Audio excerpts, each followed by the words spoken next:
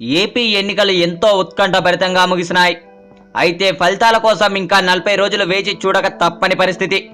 అయితే ఐవీఆర్ఎస్ విధానంలో ప్రజలకు ఫోన్లు చేసి వారు ఎవరికి ఓటేశారో కనుక్కునే ప్రయత్నం జరుగుతుంది. 8667124557 నంబర్ నుంచి ఫోన్ చేసి చేస్తున్న ఈ సర్వేలో టీడీపీకి ఓటు వేసి ఉంటే 1, వైసీపీకి ఓటేస్తే 2, జనసేనకు ఓటేస్తే 3, కాంగ్రెస్కు ఓటేస్తే 4, ఇతరులకు ఓటేస్తే 5 నొక్కాలని అడుగుతున్నారు. ఇది ఎవరో అనాధికారంగా చేస్తున్న సర్వే అని అర్థమవుతుంది. అయితే దీని వెనుక టీడీపీ ఉందన్న ఆరోపణలు వినిపిస్తున్నాయి.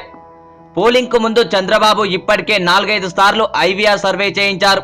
ప్రభుత్వ పనితీరుపై, పథకాల అమలుపై, ప్రజలకు పథకాలు చేరుతున్నాయా లేదా అనే అంశంపై, ప్రభుత్వం సంతృప్తిగా పనిచేస్తుందా లేదా అనే అంశాలపై సీఎం చంద్రబాబు వాయిస్తో ఆ సర్వేలు జరిపారు. నేను మీ ముఖ్యమంత్రి చంద్రబాబును మాట్లాడుతున్నాను.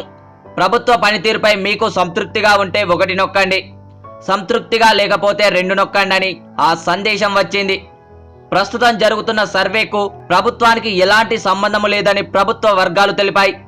అయితే ఈ సర్వేలో నియోజకవర్గం పేరు అడగడం లేదు. అయినప్పటికీ మొబైల్ నెంబర్ ఆధారంగా ఫోన్ రిసీవ్ చేసుకున్న వ్యక్తి ఏ నియోజకవర్గ ఓటరో తెలుసుకోవడం సమస్యేమీ కాదు. దాంతో ఈ సర్వేలో ఎవరికి ఓటేశామో చెబితే ఆ నియోజకవర్గం ఫలితం అంచనా వేయడానికి అవకాశం ఉంటుంది. ఎన్నికల పోలింగ్ ముగిసిన దగ్గర నుంచి 2 పార్టీల నేతలు తమ తమ అంచనాల్లో మునిగిపోయారు. ఎక్కడెక్కడ మనం బలంగా ఉన్నాం, ఎక్కడ ఓడిపోయే ఛాన్స్ ఉంది, ఓవరాల్గా ఎన్ని గెలుస్తామంటే లెక్కలు వేసుకుంటున్నారు. ఇక రాష్ట్రంలో ఏ ఇద్దరిని కలిపినా గెలిచేదెవరన్న చర్చే జరుగుతుంది.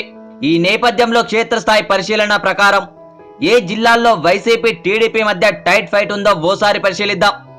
శ్రీకాకుళం జిల్లాలో 3-4 స్థానాల్లో టైట్ ఫైట్ నడిచింది.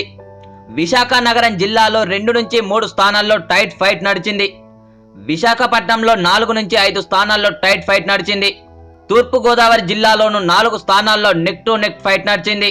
పశ్చిమ గోదావరి జిల్లాలో 5 చోట్ల త్రిముఖ పోటీ సాగింది. కృష్ణా జిల్లాలో 4 స్థానాల్లో త్రిముఖ పోటీ ఉంది.